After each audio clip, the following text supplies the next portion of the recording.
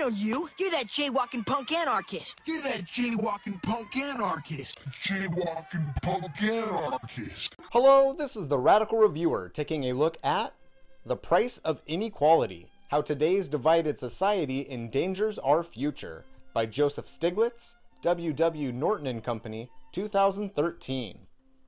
The key idea of this text is that inequality has become a disastrous problem in America and in the world at large, and that inequality has increased because our modern economy and government has systematically favored corporate capitalism over the general public through practices like rent-seeking.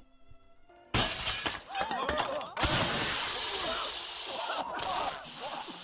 the hell's going on? The lights! What happened to the lights?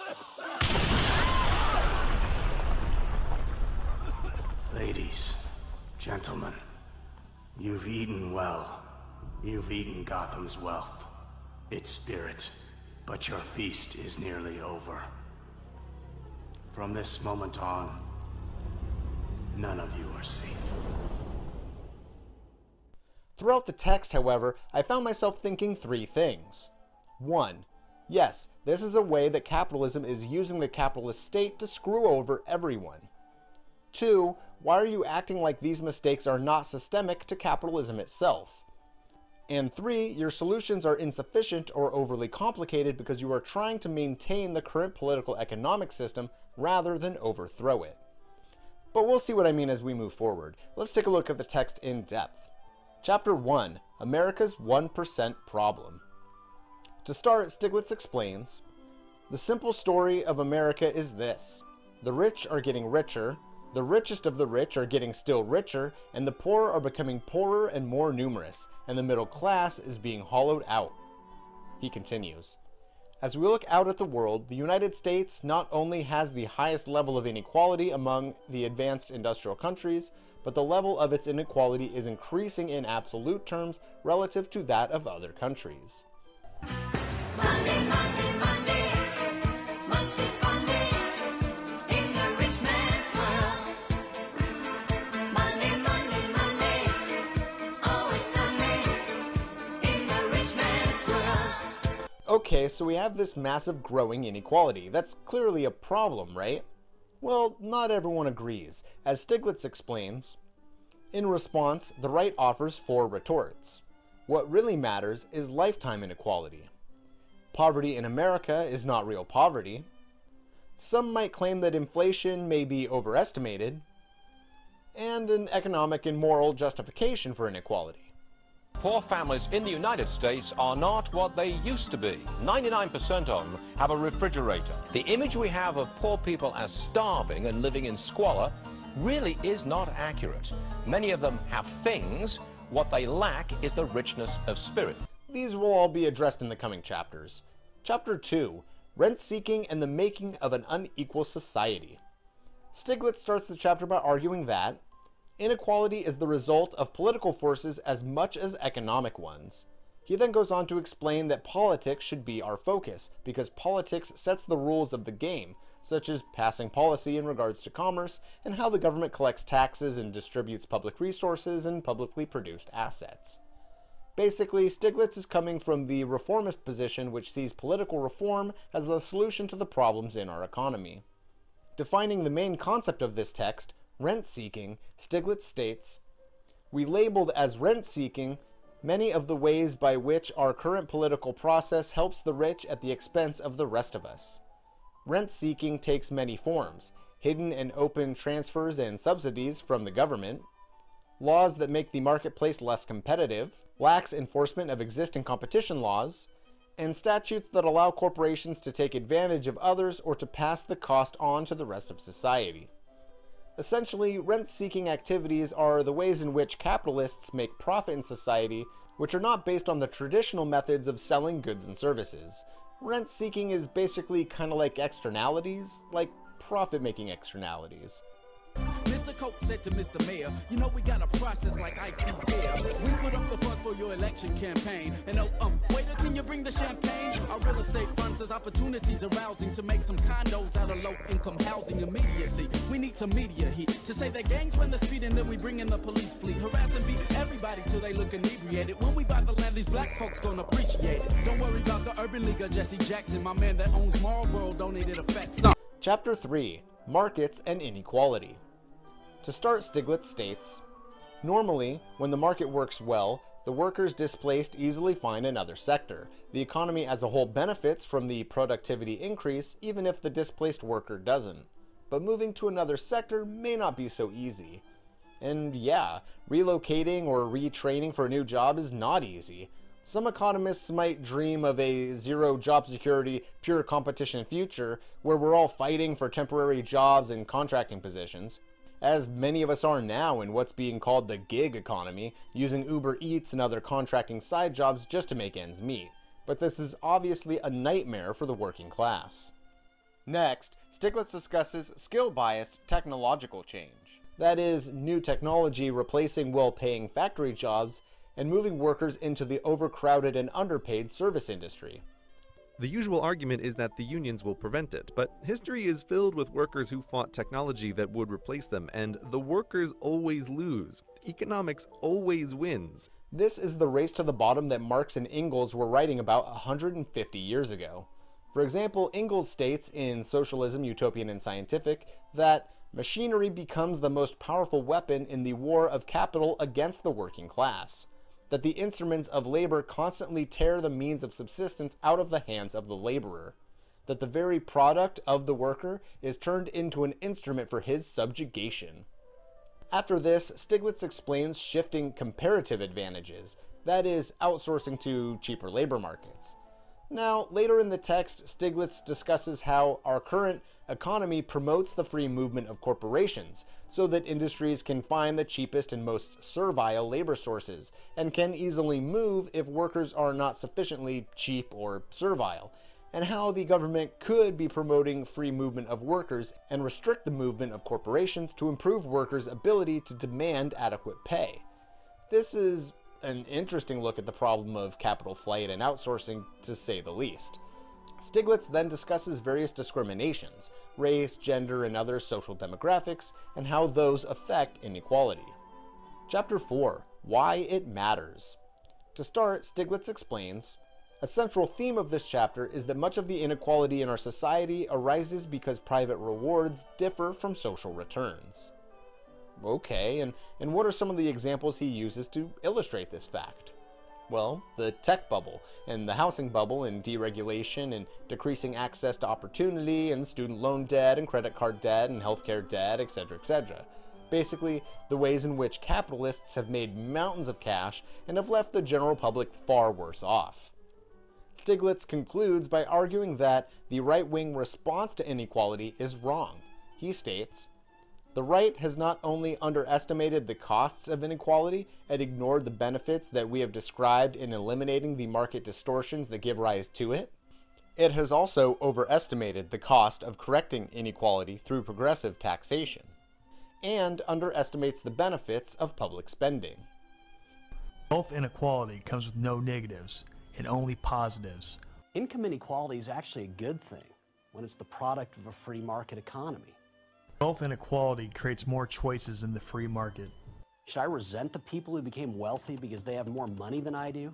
Or should I be grateful for the economic system that allows them to enrich my life and the lives of millions of other people?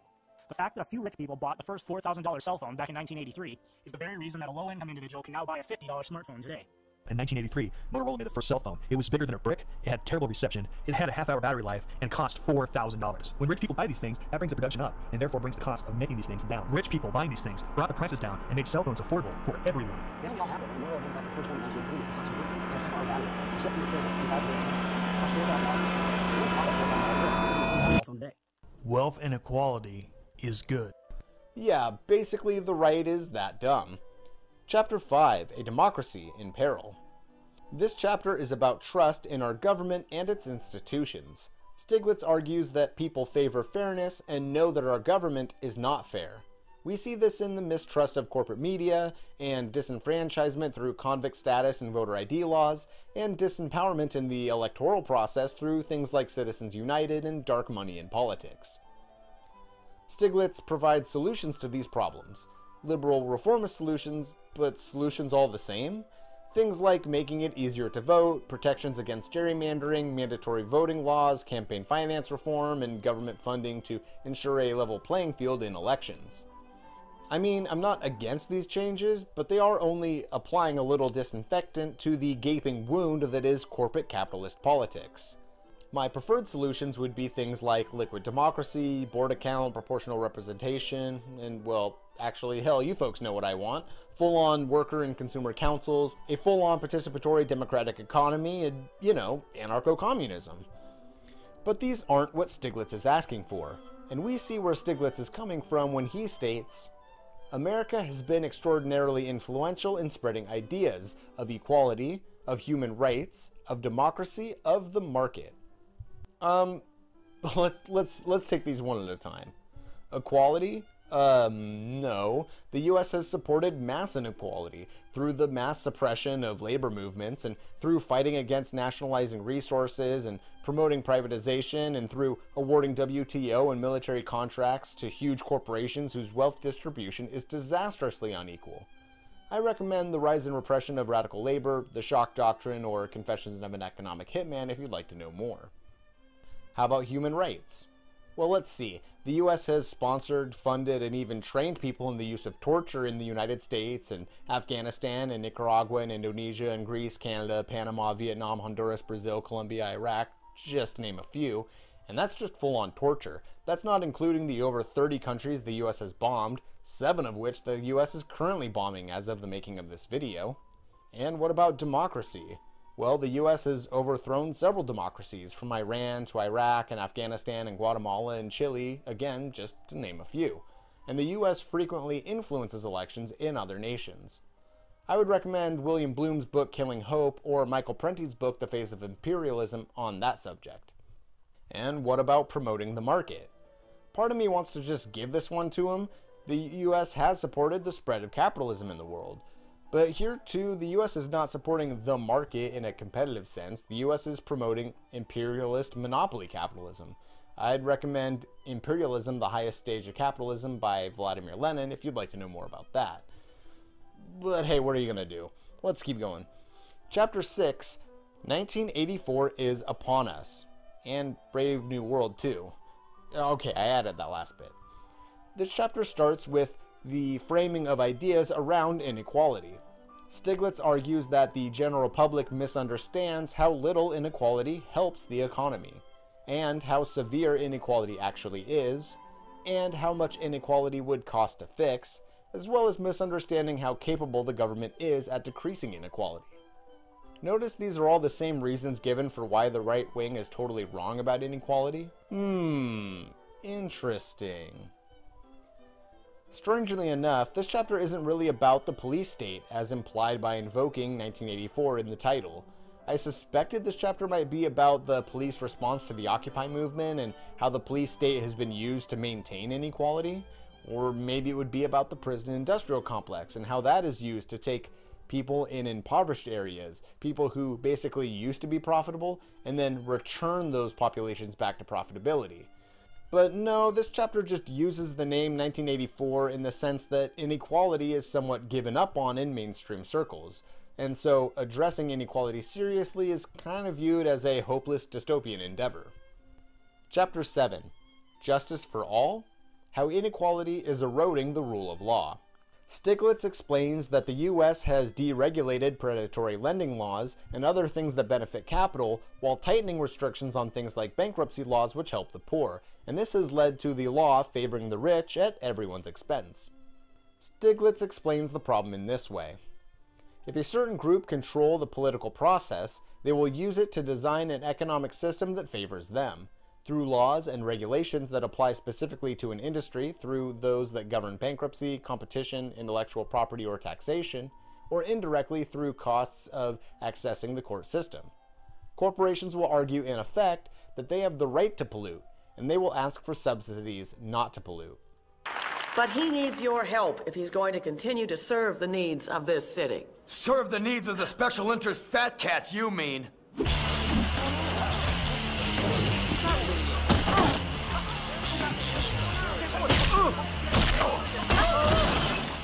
The whole political system is corrupt.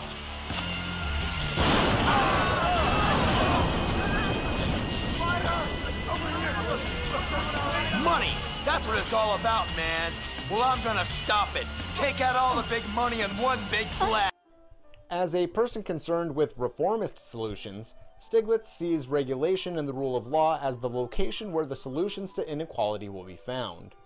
The most useful information here is probably the end of the chapter, where Stiglitz details how the handling of the mortgage crisis was used specifically to use public funds to bail out the banks at the expense of the American home buying public, rather than use public funds and laws and regulatory acts and bank funds to help the American home buying public stay in their homes and improve the economy overall. Chapter 8, The Battle of the Budget. Stiglitz explains that the deficit has been exacerbated by tax cuts for the rich, the war on terror, and the new Medicare drug benefit, and that the way to solve this deficit is A. Raising taxes on top earners, B. Eliminating loopholes and special treatment for high-income earners, C. Eliminating loopholes and special provisions in the corporate tax system, D. Taxing rents, that is, rents in the rent-seeking sense, which we discussed earlier, E. Taxing pollution, F. Taxing the financial sector, and G. Making corporations who use or purchase publicly owned resources pay the full market value for those resources. Stiglitz argues that we can then use this revenue to combat inequality and improve the economy through spending on policies and social programs. Stiglitz spends the last of the chapter addressing and dismissing right-wing solutions to the deficit, such as cutting social programs and austerity. Chapter 9, A Macroeconomic Policy and a Central Bank by and for the 1%. Stiglitz explains that during his time in politics, modern macroeconomic and monetary policy had focused on inflation and not unemployment or inequality. And this is why we get things like jobless recoveries, as mass unemployment not only hurts the buying power of the general public, but also as competition for jobs increases, wages are kept down, and inequality grows. And Stiglitz concludes, there are millions of Americans who have jobs but are working part-time or short hours simply because there is not enough total demand in the economy. The government needs to do more than just increase total demand. It has to help individuals change sectors from where they were needed yesterday to where they will be needed tomorrow. I discussed this a little bit while covering Chapter 3, but basically the market is pushing us towards total competition, where we're all working temporary jobs and contracting jobs just to make ends meet. I, and many people I know, hold what would have been considered well-paying jobs 2 decades ago, and now we're struggling to get by in apartments and houses with several other roommates, all of us working side gigs like driving for Uber or whatever, just to get by. Clearly there's a need to focus on unemployment, certainly more so than inflation, but honestly, inequality is key. But I suppose Stiglitz knows this. I mean, he put it in the title of his book. And finally, Chapter 10, The Way Forward, Another World is Possible. Stiglitz lays out his conclusions, first starting with how we deal with the super rich when it comes to solving inequality. And Stiglitz states, curb excessive risk-taking and the too big to fail and too interconnected to fail financial institutions. Make banks more transparent, especially in their treatment of over-the-counter derivatives. Make banks and credit card companies more competitive and ensure that they act competitively.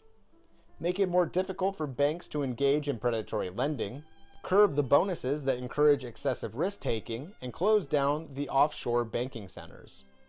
Other solutions he names include comprehensive reform of bankruptcy laws, end government giveaways of public resources and publicly funded assets, and end corporate welfare such as hidden subsidies, exceptions, exemptions, and loopholes in the tax code.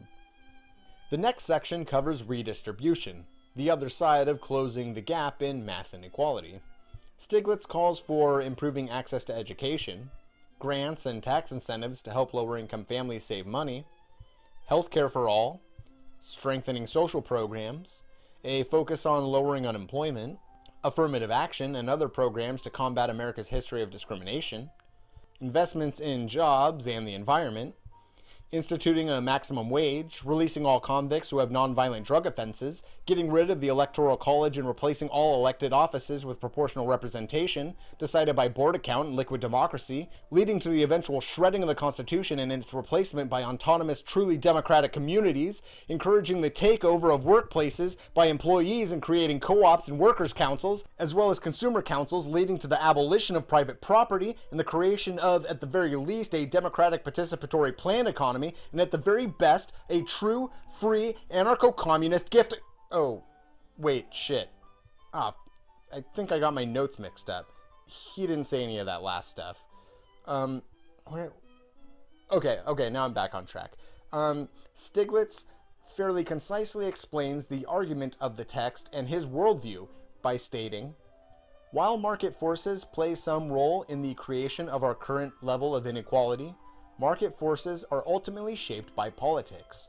We can reshape these market forces in ways that promote more equality. We can make markets work, or at least work better. But I believe he's putting the cart in front of the horse on this one. In a capitalist government, government policies follow economic forces.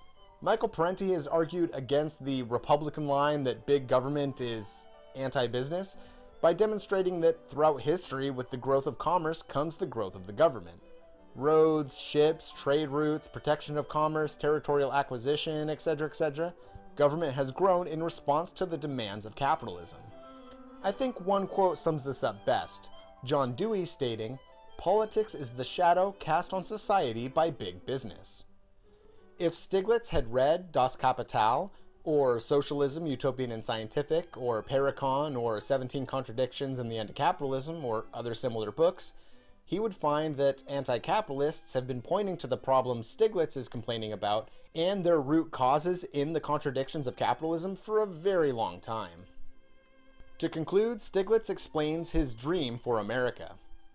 A society where the gap between the haves and the have-nots has been narrowed, where there's a sense of shared destiny, a common commitment to opportunity and fairness, where the words liberty and justice for all actually mean what they seem to mean, where we take seriously the Universal Declaration of Human Rights, which emphasizes the importance not just of civil rights, but of economic rights, not just of the rights of property, but the economic rights of the ordinary citizens.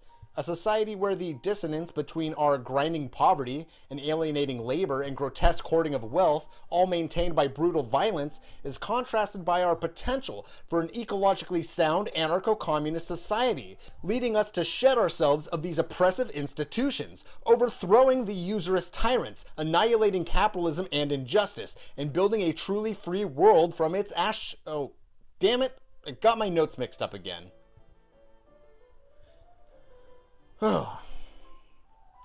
Conclusion. Okay. Jokes aside, here's my take on the text. Yes, it is true that I find the solutions laid out in this text to be overly complicated and reformist, and that's due to trying to reform the faults of capitalism rather than change the root causes of the problems, which are inherent contradictions within capitalism. That said, the critiques of the market in the text are very poignant. If you want to understand the economic crisis of 2008 and the Great Recession and the failures of capitalism through a mainstream liberal economist lens, then I recommend this text. I mean, this guy is a Nobel Prize-winning economist. Even if I find his stance a little too mainstream for my tastes, he is providing a level of nuance and insight in our modern economic policy that I find worthwhile, particularly his explanations on the concept of rent-seeking. I think anti-capitalists and even people critical of capitalism and inequality can find value in it. If you're curious about what solutions to inequality a liberal person would likely fight for, or what solutions would be most promising and palatable for electoral politics, then I would recommend this text. And in just a brick and mortar sense, as an anti-capitalist, I find myself arguing more with the failures of capitalism as an institution, or the failures in its philosophical rationale, and addressing those failures through alternatives such as workers and consumers councils and gift economies and participatory economics and the broader theories of anarcho-communism. And so little changes like monetary policy and the minutiae of tax policy and other sorts of liberal reformist solutions often slip under my radar of things that I tend to read into. And for that reason, I appreciate this text for covering one of my political economic blind spots. Anyway, I'd like to thank my wonderful patrons: Diogenes Bull, Manuel Vasconcelos Torres, Susie O, Callie, Mad Blender, The Fool, Linux-Powered Communism, P.D. Morin, Edward Cruz, and LS. And if you'd like to support my work, you can do so at patreon.com/radicalreviewer. And if you're interested in radical theory, or looking for a book recommendation or whatever, you can get your radical reviews here with the Radical Reviewer. Thanks for watching. So if I'm ever in court, my assets are never free. I got a job and a house and a bank account. When I'm out, I doubt that's something you could say. And if not, then a fake death like Kenneth Lay. Make money every day, the world burns on its access. While y'all struggling to pay taxes, I'm getting my money the fastest. Memos and faxes, shredded up documents, slush funds through the corrupt continents. But they don't want me indicted, cause they don't want my dirty laundry aired when I fight it. Don't get my lawyers excited, cause what good is a law if you can't rewrite it? I got CIA traitors, dictators, so y'all whistleblowers and haters. You're a salesman. And a salesman ain't nothing but a thief trying to sucker people out of their hard-earned money, making them buy things they neither want nor need. Well, we've been took one time too many. And if we have to kill every last goddamn salesman on the goddamn planet, so be it.